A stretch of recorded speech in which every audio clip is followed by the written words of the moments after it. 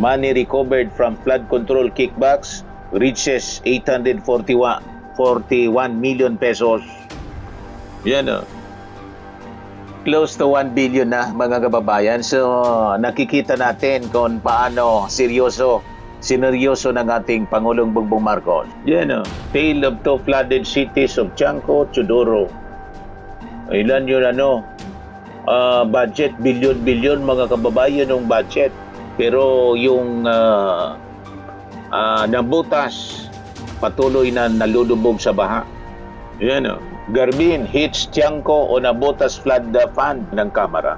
Ang kanyang tungkulin mga kababayan ay ang pangkalahatan at legal na pagpasa ng pambansang budget. Napakalinaw yun mga kababayan. Nagbabagang mga balita at pagtalakay sa mga isyu ng lipunan. Bulsa! Opinyon, banat at paglalantad sa katotohanan. Bulsa! What you see is what you get. You decide. Hello po mga kababayan, si Dante Maravillas. So ano niya Mr. Maravillas, yung mga magagandang balita mo dyan?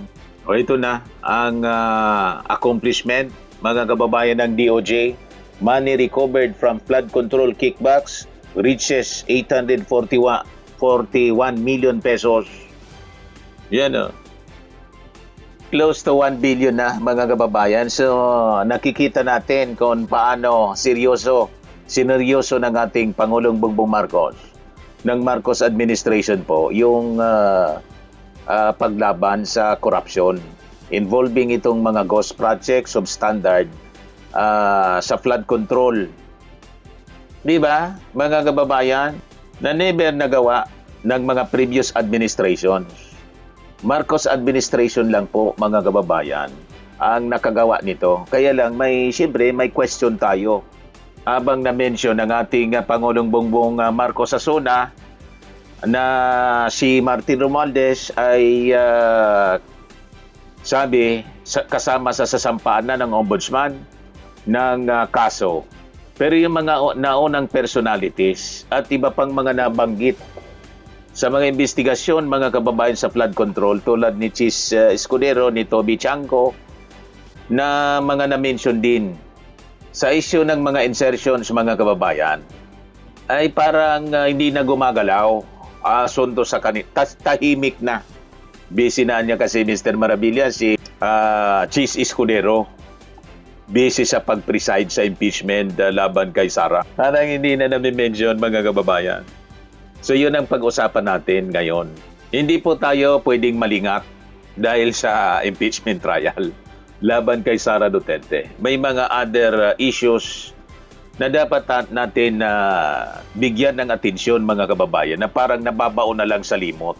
So ang mga paninira mga kababayan laban kay dating House Speaker Martin Romualdez ay walang basihan, walang resibo at polos political na mga haka-haka lamang.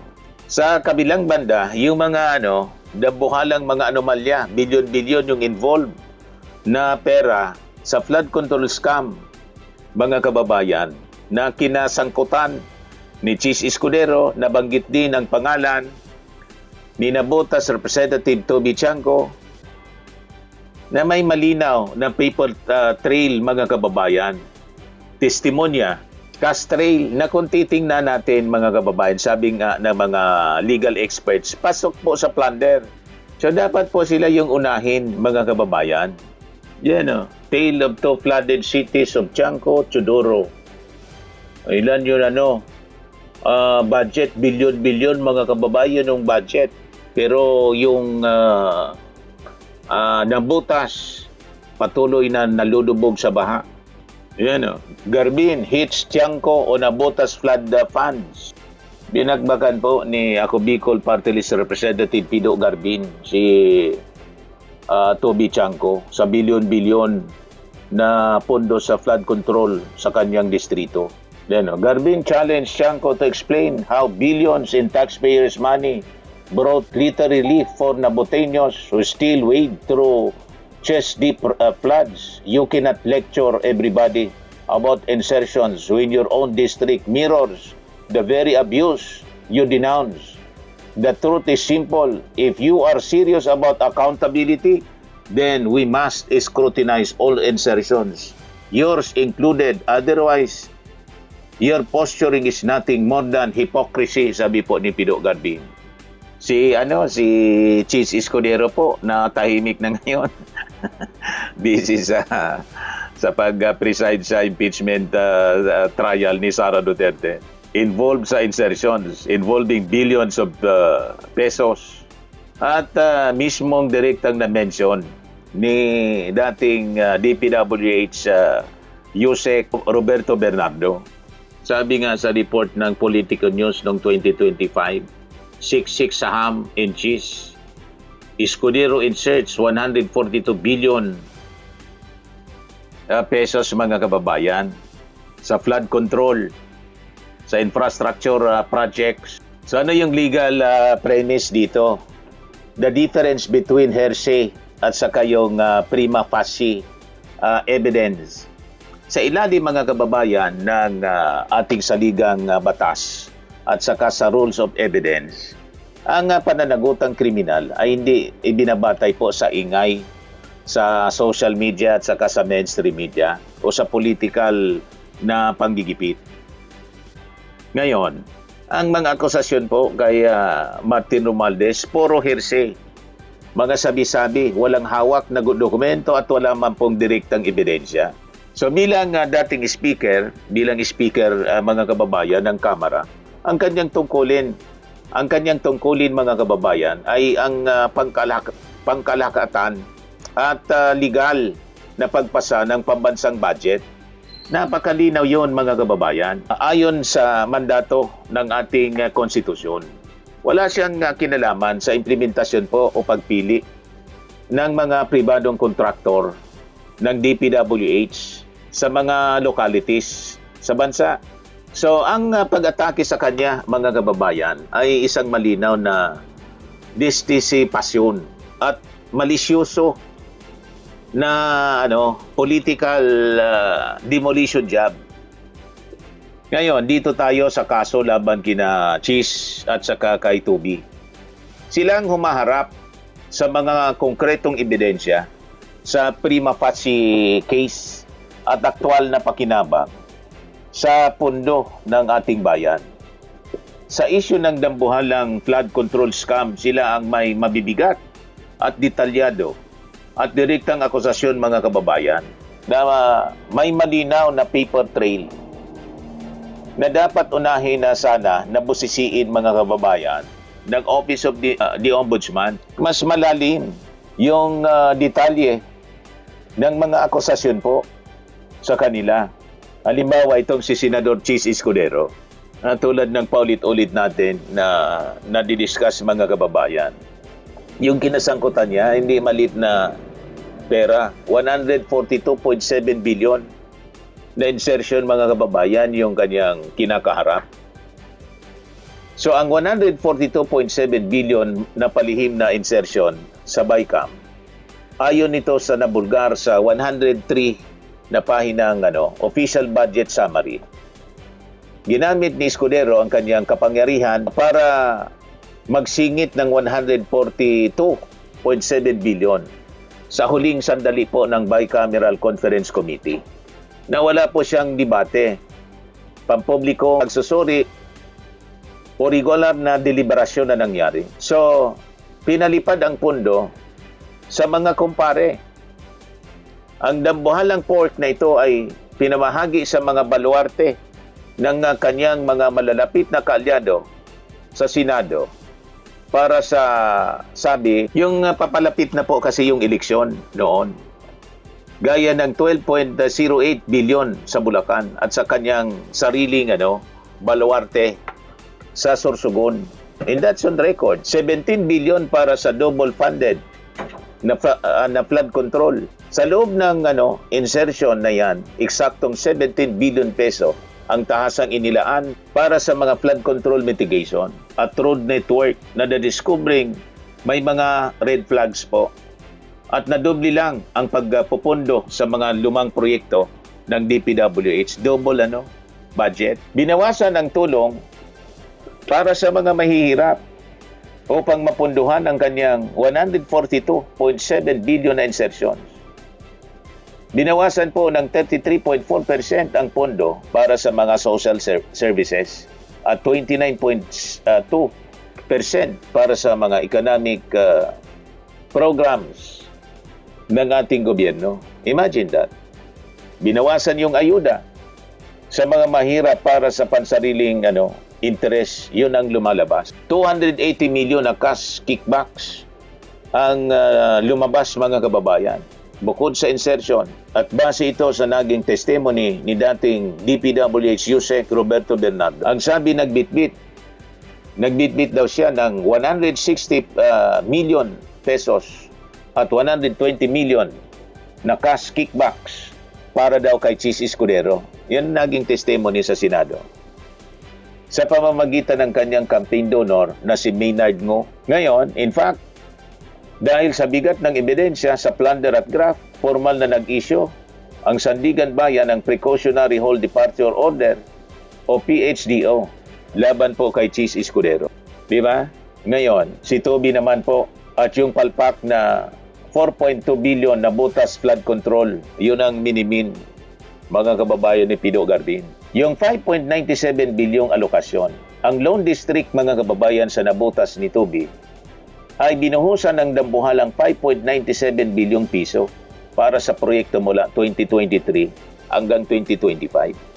70% ng budget na punta sabi sa baha, 4.7 billion yon.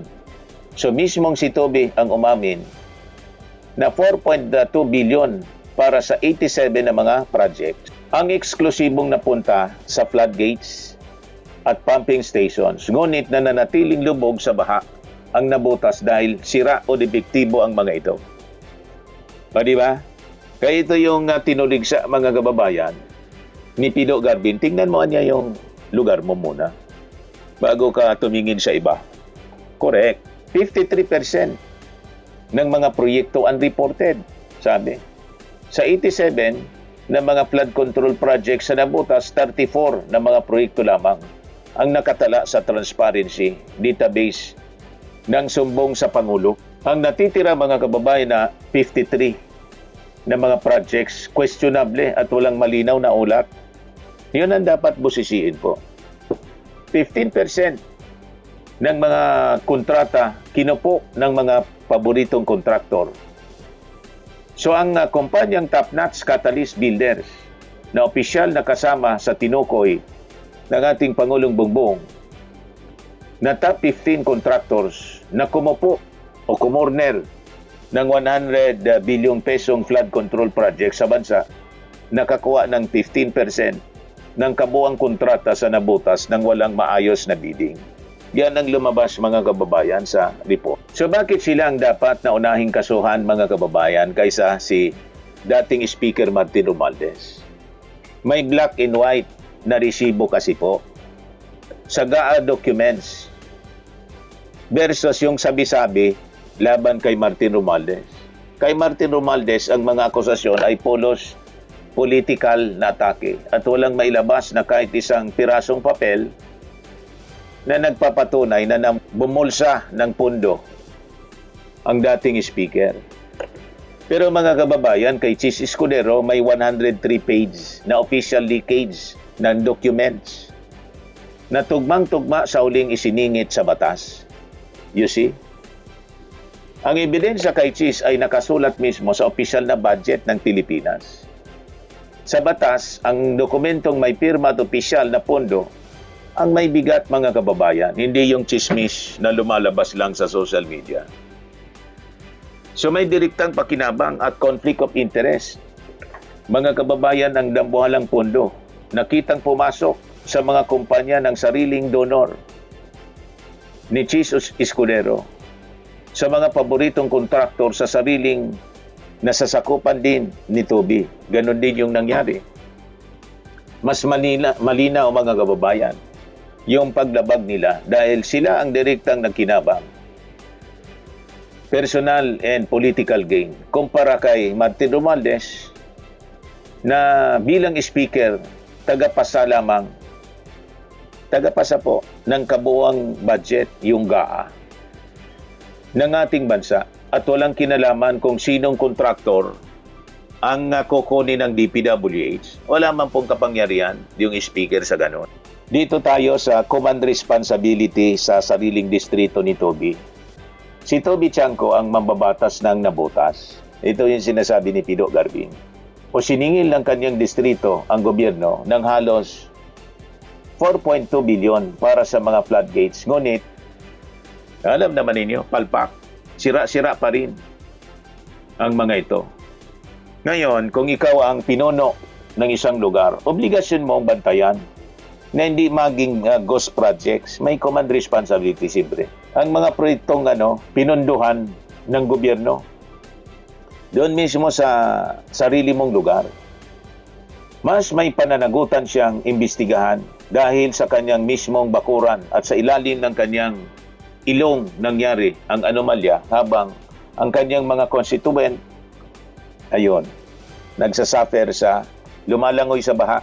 So ngayon, dito tayo sa mga diversionary o pagtatago sa sariling issue ayon sa mga political analyst. Ang paulit-ulit anya na pag-atake ni Toby Chanco laban kay Martin ay isang smokescreen o paraan upang mailihis ang mata ng publiko. Di ba? Maingay niyang tinuturo ang iba upang hindi mapansin ng mga tao ang kanyang sariling distrito na pinunduan ng bilyon-bilyon pero binabaha pa rin. So ito yung depensang desperado upang pagtakpan ang sariling kapabayaan at mga possible corruption na nangyari. So habang walang may pakitang ebidensya mga kababayan, ang mga bumabatikos kay Martin Romualdez, ang 103-page na budget leakage ni Chis Escudero, ang whole departure order mga kababayan at ang palpak na 4.2 bilyong floodgates sa nabutas, ang tunay na smoking gun na sumasaksak mga kababayan sa kaban ng bayan. Yan ang malinaw dyan. Ayan man lang ang ating short video ngayon. Ako po si Dante Maravillas. Bye-bye po. God bless. Swimming and lifting cream, pinapahid po sa mga pulses in affected area. Mainam po sa paninigas ng mga kaso-kasuan. Ito naman po, Automax Radiant Serum. Sa mukha naman yung application. Anti-aging po siya. You will look 10 years younger than your age. Sa mga cancer patients naman po, baka lang gusto ninyo itong itry. Neng siya red mixed fruit drink. Hindi mo po siya gamot, food supplement siya. Kaya lang, gawa siya mga kababayan sa goji berry. Yung goji berry may anti-cancer properties. O ngayon, yung mga inquiries ninyo, dumiritso na lang kayo sa aming messenger sa Facebook para masagot namin agad. Ayos pa? Ayos na ayos niya, Mr. Maravilla. Sa mga nagana po ng malinis and spacious fitness gym, pumunta lang po kayo sa aming Colossal Fitness Gym. May Grab car rental din po kami. But anyway, ito po pala yung aming bagong product na binibenta online. I am worldwide amazing pure organic barley powdered drink mix from Australia.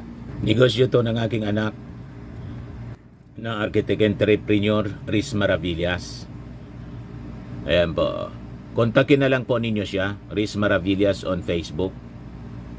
Ang mga health benefits niya, boost immunity, improves digestion, enhance energy levels, packed with antioxidants, prevent cancer. Ito naman po yung bago naming product na binibenta online. Eye Glow Serum, whitening po siya. Tingnan ninyo yung epekto sa aking anak na architect before and now. Yung mga inquiries po ninyo, dumiretso na lang kayo sa kanyang Facebook account, Riz Maravillas.